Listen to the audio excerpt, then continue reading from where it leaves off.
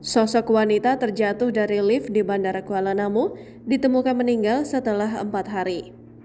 Terungkap sosok wanita membusuk di bawah lift Bandara Kuala Namu yang sempat menggegerkan publik. Video CCTV saat sang wanita terjatuh ke bawah lift di Bandara Kuala Namu hingga akhirnya ditemukan dalam kondisi meninggal dunia.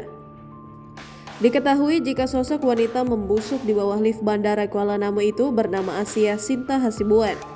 Menurut informasi yang diperoleh, wanita berusia 30 tahun tersebut diduga datang ke Bandara Kuala Namu untuk mengantar keluarganya ke luar negeri.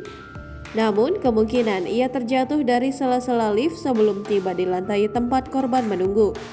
Video dari rekaman CCTV detik-detik seorang wanita terjatuh dari lift Bandara Kuala Namu.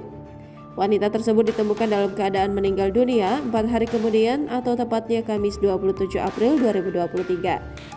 Dalam video berdurasi 1 menit 12 detik tersebut terlihat seorang wanita yang sedang berada di dalam lift Bandara Kuala Namu panik karena pintu lift tidak bisa terbuka.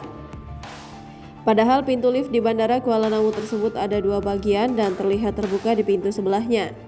Sebelumnya, pengunjung di Bandara Kuala Namu digegerkan penemuan mayat seorang wanita di bawah lift pada Kamis 27 April 2023. Mayat wanita tersebut terjebak di bagian bawah lift Islan A Terminal Penumpang Bandara Kuala Namu.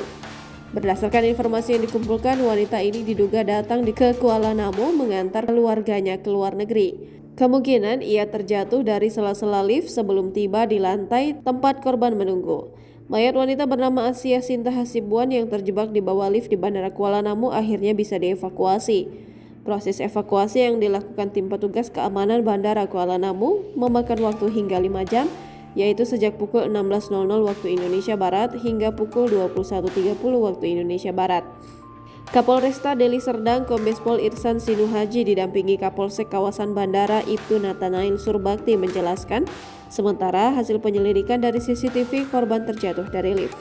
Pihaknya juga belum bisa memastikan penyebab kematian wanita berusia 30 tahunan tersebut. Jangan lupa subscribe, share, komen, dan like ya.